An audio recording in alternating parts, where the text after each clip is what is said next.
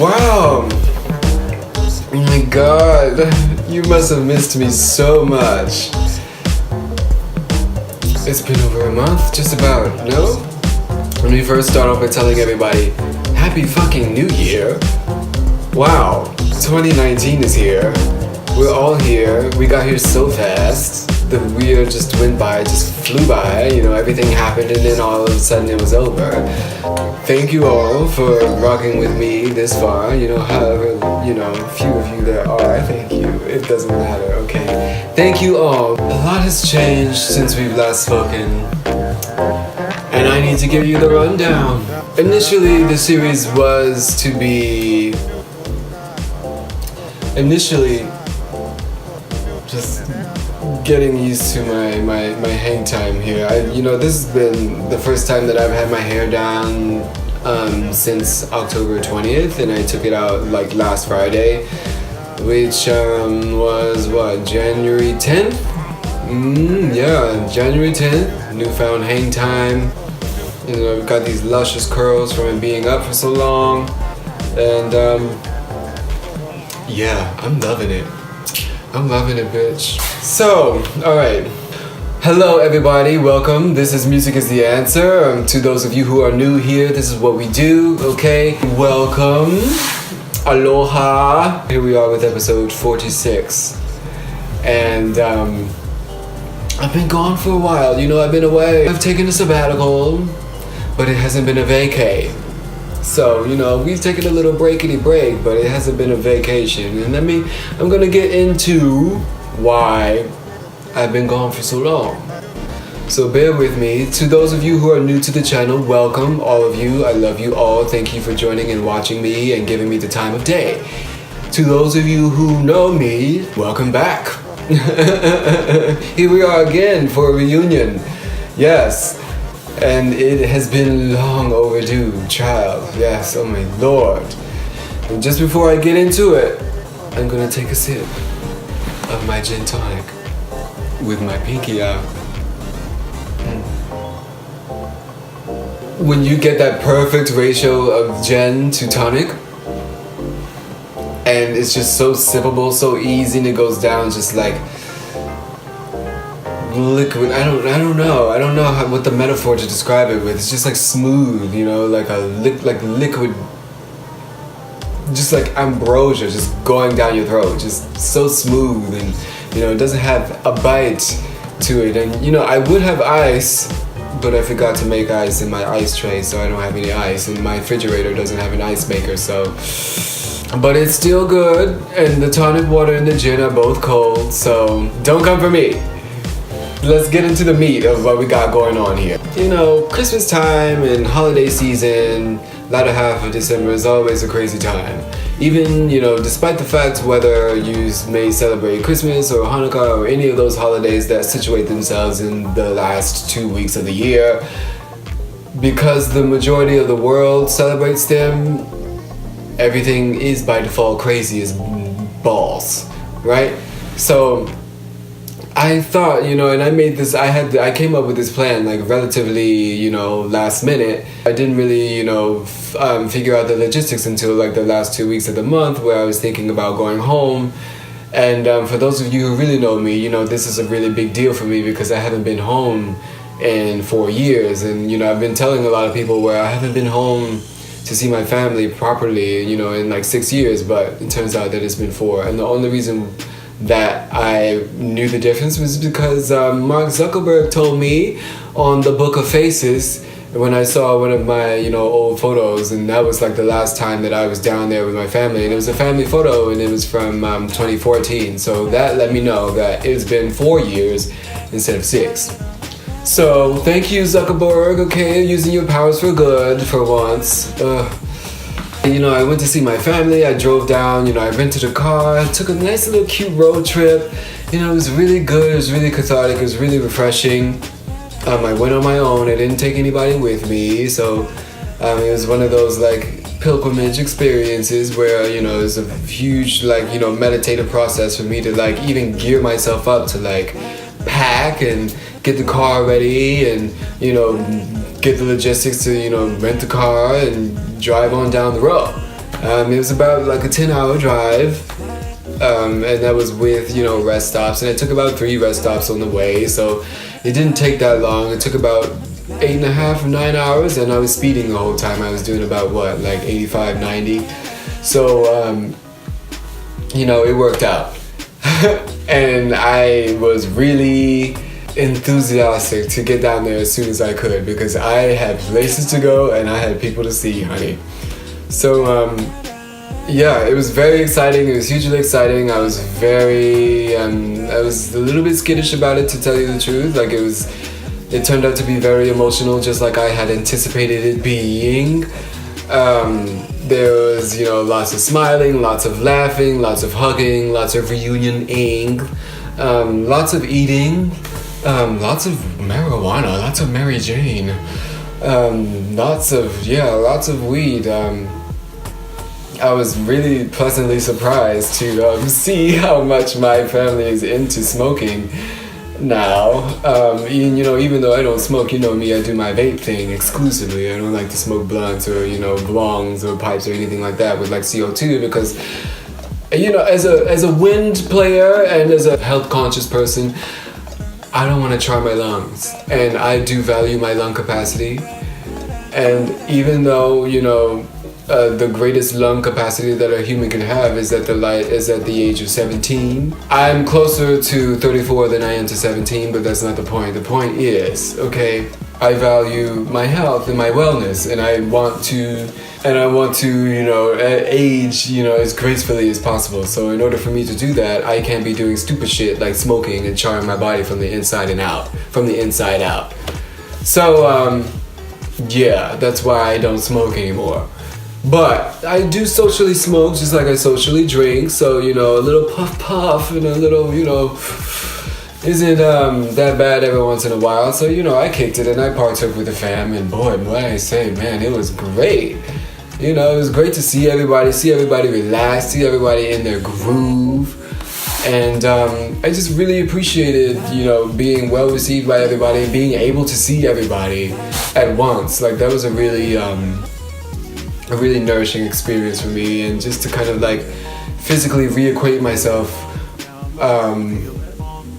with, you know, like just like where I'm from and, you know, who I come from. And it's not one of those things where, you know, I waited so long to go home because I didn't want to go back. It was a situation where I needed to establish myself as an adult and be like solidify myself in my own young adulthood. And I didn't know what that looked like at the time, you know, when I left for the last time, and I was still in college, and I was still figuring that out, and, you know, I was still coming out in the process, and, you know, I was still kind of like coming into my sexuality and into my adulthood and into my like young adult blissful pseudo depressed every now and then melancholic some of the time self. And but, you know, like I slay at life a little bit. You know, I'm okay. You know, I do fine. I'm having my existential life crisis, but I mean, who hasn't started to have an existential life crisis at the age of 26? If not, you know, being full blown deep in it. You know, I don't know. I don't know anybody. So I don't know anybody who, you know, hasn't, you know, had a bit of an existential life crisis by now. So if you do know somebody, send them to me. Send them to me, because I want to know. I want to shake hands with them. Okay? But anyway, it was also, you know, it's just very emotional, like overall, you know, there was lots of crying, and I knew that it was going to come at some point. And, you know, I didn't let anybody see me crying, because I don't like people to see me crying unless, you know, you're really close to me and I can like really feel vulnerable like that around you. I'm not going to let you see me cry.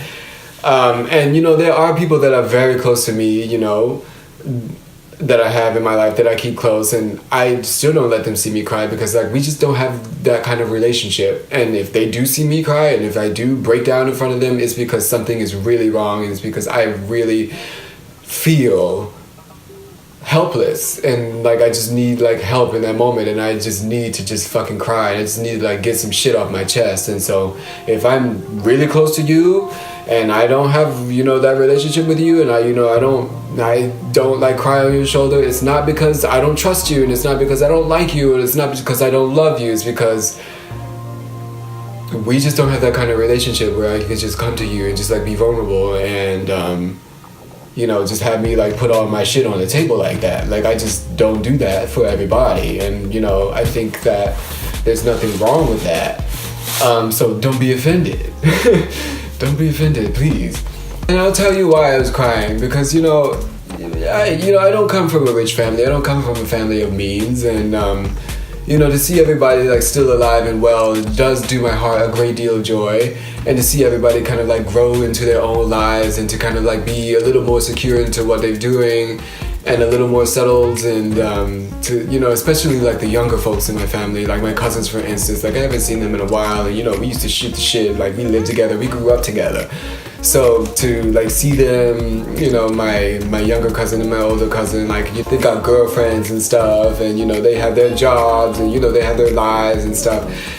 That really did make me happy. So if you all are watching, if you, Justin and Devin, if you all are watching, shout out to you guys, because y'all are I'm proud of y'all. I'm proud of y'all. It was so good to see my brother and my mother and like my everybody. It was good to see everybody. My aunts, my uncles, my grandparents. My cousins, some more of my cousins. And the children, the baby children. My second generation cousins, my second cousins, who are sprouting up like beanpoles. Anyway, this is not a family tree video. I'm just, feeling a little bit nostalgic is all, and I just remember when these guys were like really little, and I was in high school doing my thing, trying to get the fuck out and try to live my life and go to college and, not be another statistic, and trying not to be poor and all this stuff. So I had to get out and get my own life, and, I've been in a lot of different circles since I've last been home, circles of affluence, circles of poverty, just all walks of life. I've kind of, just been in it, and it's, intersectional, and I'm an intersectional person, and, I grew up in the hood, so, I have ties to the hood, and I have tendencies to, relate more to people who are from the hood, and, that's no secret of mine, and I make that open, and I'm from Baltimore, so, that's that. I'm proud of that. I'm proud of that part of myself. But yeah, anyway, lots of crying. When I say lots of crying, I mean lots of crying. And it ranged from, in the beginning where I was I just felt like I needed to like make an emotional purge. And I just really needed to get some shit off my chest, and not all of it was something that I could like qualify with words. You know what I mean? Like I couldn't describe all of my emotions and my feelings with words. And when I can't do that, like I just need to cry. I just need to like get it off. I just need to wash it off, like wash it down with tears, just like let them run down my face, just boo-hoo, whether it's a pretty solemn, like, Lana Del Rey cry, or whether it's like a, like an ugly ass fucking cry, whether it's, pretty and solemn or like ugly and, unfiltered, and it is what it is. And I'm getting better with like letting, myself embrace those emotions and letting it come out. And so that was an exercise that I needed to have. That was an exercise that I anticipated having. And I acquired a new skill, which was crying, while driving. And, it was nighttime and I was coming back. I had seen my mom. I had gone to visit my mom. And, like personally, I went over to her house, and it was like the first time that I had like gone to her apartment. And it was like my last night in, back home, in Virginia, where I'm from, where my family's from. And it was just like everything was coming to me. It was late at night. I had gone, like I had some coats and stuff that, I had talked with her earlier about, like, that I wanted to pick up. And I just really wanted to spend some quality time with her. And there were so many things that I wanted to tell her in the moment, but I felt like she wasn't ready to like receive those things. And so that was one main reason why I just like held back, because I didn't want, well, I mean, one, it was late, and I didn't really want to keep her up all night because I knew she had shit to do the next day. I knew she had to go to work and like live her own life, and I didn't want to like kind of like interrupt her in that way, in that capacity, and just like stop everything going on around her, and because I'm in town. But I mean, like, also, like, I'm her firstborn son, and it's been 4 years, so like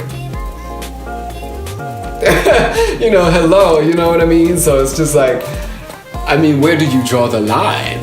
Like, where do you draw the line, sis? Like, you don't, sometimes you just gotta be, like, you just gotta be that bitch, like, you gotta be that nigga, like, you just gotta go in there.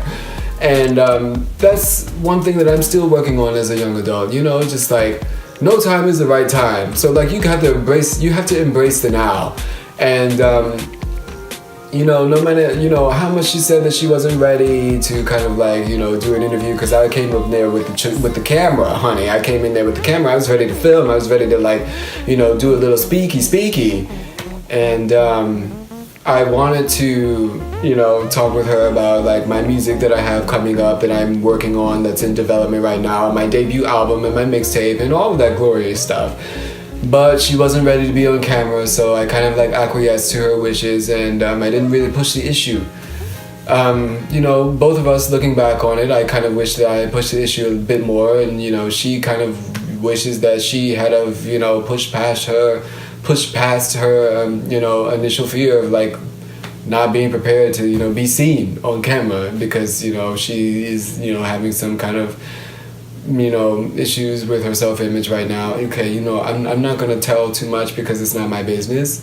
I mean it is my business, but it's not my story to tell, so I'm not gonna go too deep in it. So I'm just gonna leave it at that. But it's just one of those things where it's like, my family is making it, they're doing fine, they're surviving, but a lot of people that I see are not thriving, and they're just making it day by day, and there's a difference, and you all know the difference between like making it day by day and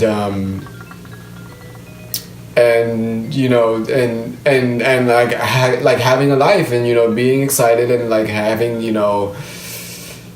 that verve and the passion that like gets you up every day and like keeps you young, right? And I feel like my family doesn't have that. And that's one reason why I needed to escape, like while I was young, while I had the chance, while I was planning to go to college and do all these things, is because I had a desperate desire and passion and fire-burning passion to maintain my sense of wonder.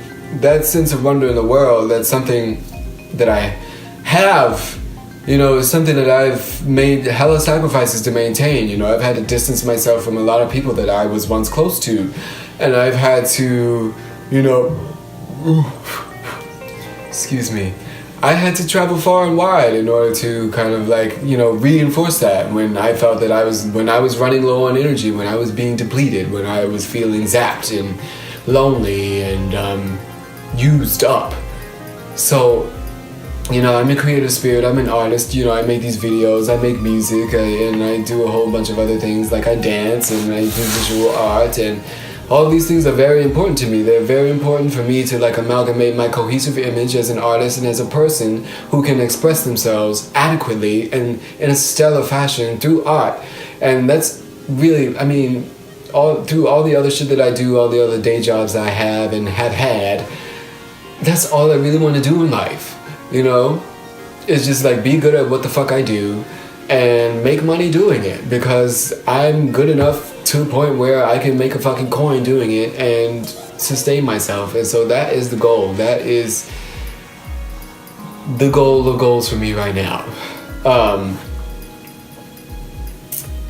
And so it just made me emotional, because I saw my family for the first time in 4 years, and I also like reconvened with a very special someone. Those of you who know me, know who that special someone is, because I don't tell the whole world my business. And he was my ex-fiance at a point, and now we are hopeful nuptials. we've known each other, for about 12 years now, and we've known each other, for about 4 years before we started really talking, and we kind of got together, and we were together like off and on for 4 years, like really seriously. We got engaged, and there was a lot that went down in the relationship, and I ended up breaking off the relationship about 4 years ago. And I didn't talk to him, I didn't speak to him. I blocked him on social media, and I just kind of like needed that space, and I wasn't sure whether I wanted to speak with him again. But that insecurity or that unassuredness was something that I needed to like wrestle with on my own, and I needed to have that time and that space to myself in order to come to the conclusion of whether or not I wanted or to reach back out to him, or needed to, or I felt like it was necessary, or like nourishing for me to like have him in my life again. And so I reached back out to him at the end of last November, and I was like, hey, like, I hope you're having a good Thanksgiving.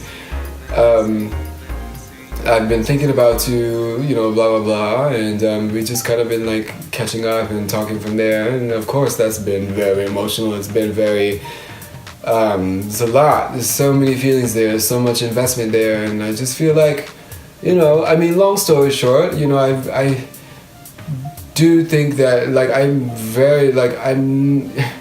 there are very few things in this world that I am so confident about, and I'll tell you, okay, when I went to Brown, that was one of those things where I was like, okay, I need to go to Brown. Like I felt like I had to go to Brown, like Brown.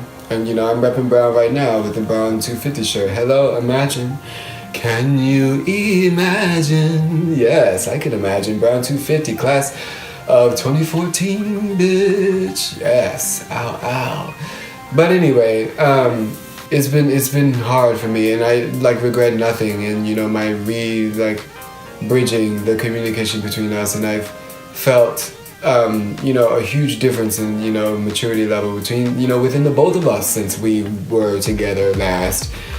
And one of the things, one of the stipulations that I've had within myself is that, well, like I really do, and I'm just gonna be 100,000% honest here, is that I really do want to be together with him again, and be in a relationship with him, like a functional one, not a dysfunctional one. And I felt like over the course of, over the time that we were together, like we were never really set up to be like, okay, like we were never set up to be, like a non-dysfunctional couple, like we had the family struggle, we had the monetary struggle, like we had, the proverbial struggle with like, all the other, like archetypal, relationship stuff that's like, that is more universal, and that, there was always something that kind of, there was just like an outlier, like an outlier,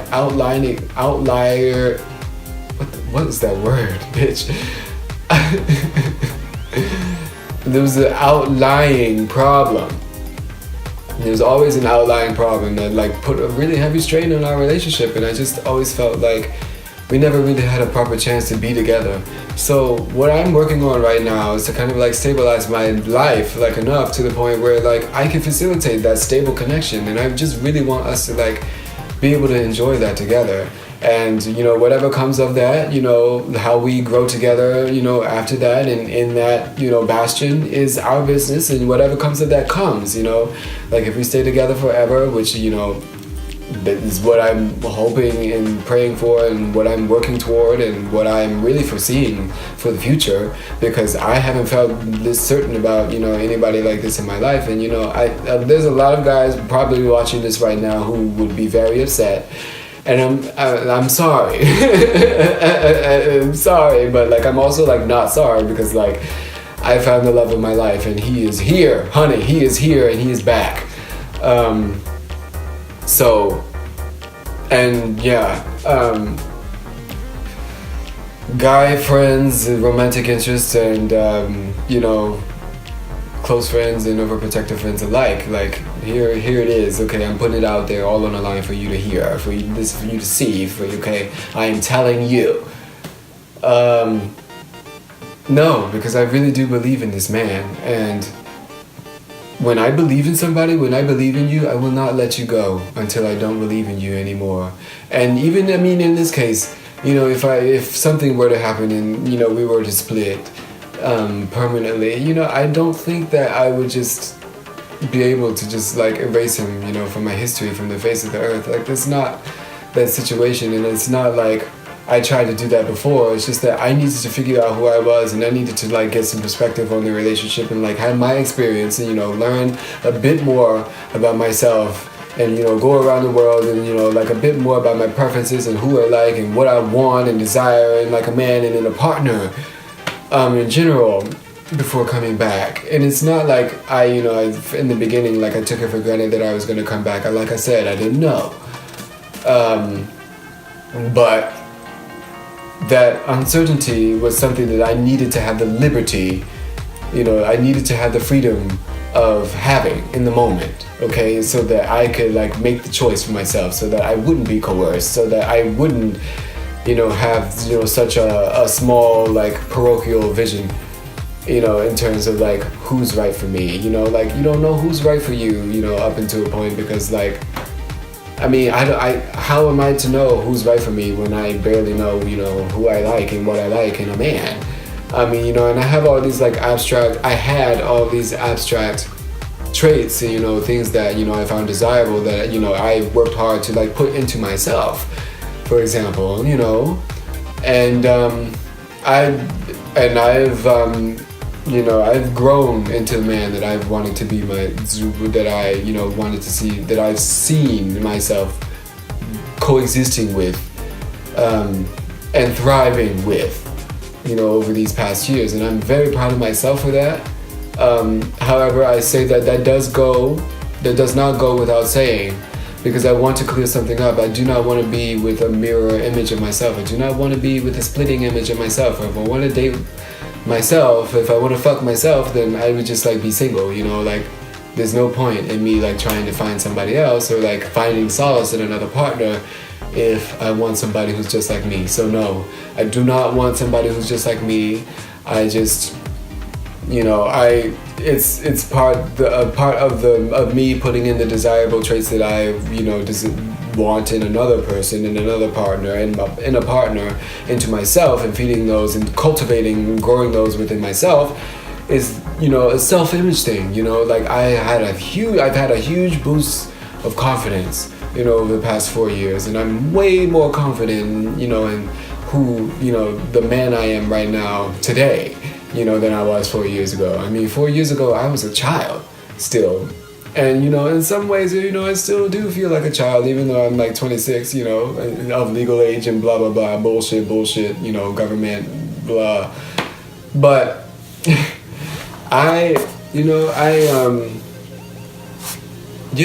it's important to me that, you know, I had that journey for myself, and I afforded that journey to myself, and that's what happened. And now we're back. And, you know, he got a little boo thing right now. And, you know, that's okay, you know, because I came back into his life and, you know, things have changed. But, you know, of course, me, you know, I'm single, you know, I ain't got nobody. And I haven't been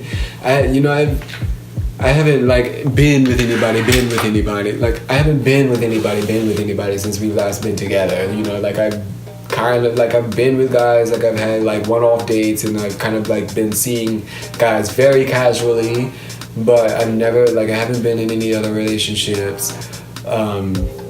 And quite frankly, like, I mean, I was close, you know, a couple of times. And, you know, I'm not mad that things went down the way they did. And, you know, like I was butthurt a couple of times. And I really did have some strong connections with some guys that I just like could not be with, you know, for geographical reasons. And, you know, that's one thing, you know, it's just like as a musician, you know, as somebody who moves around a lot, who has like somewhat of a nomadic lifestyle, I do have to embrace like being on the move, and being on the move is just like sometimes hard, you know, it's hard to like cultivate connections and to, you know, find people and to kind of like have like a sustainable relationship with people that's like goes beyond the superficial. Because, well, as soon as you start, like in many of my, you know, instances, like as soon as I like started growing together with like another guy, like I've had to go, you know, or like we had to talk about like me leaving or like me being in another place.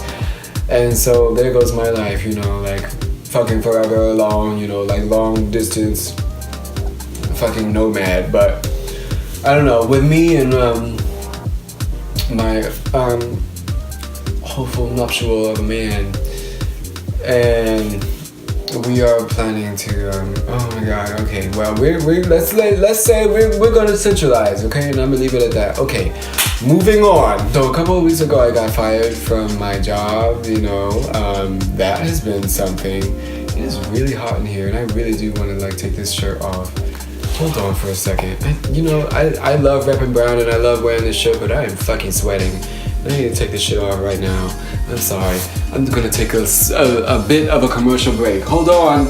It's below freezing right now in Boston, and even though I don't like the cold, I am prepared for the cold, and so I don't play out here. And I had on 4 shirts, and now I have on. So here we go. Alright, here we go. I'm back, and you know, I'm temperature controlled. But what was I saying? So, oh yeah, I got fired from my job. So, you know, I'm not really gonna say too much about that right now. I'm gonna explain, you know, that in another video, because I want to tie that into like another theme that I do want to talk about in more detail, and it would make this video way too long if I were to talk about that at full depth right now. So I'm just gonna kind of like gloss over that. You know, like right now, for now, you know, long story short, it's kind of like, you know, there's no hard feelings, and it's fine, and I kind of like saw it coming, to be honest with you. And it's just like one of those things where like,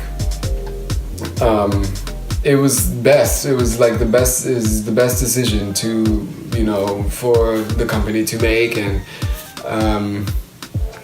oh, sorry, I didn't know where that was. I was kind of freaking out. And yeah, you know, like I'm just getting a move on about my life, and I've got plenty of things to do to keep me busy. But you know, that bag, I'm still looking for another bag. So I'm in the, you know. Anyway, look, I'll talk about that later.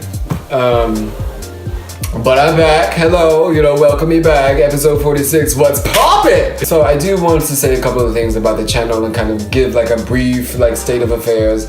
Okay, we are witnessing a shift in the channel right now in the way that things are going. So, you know, like before, I used to be putting out videos 3 times a week, every Monday, Wednesday, and Friday.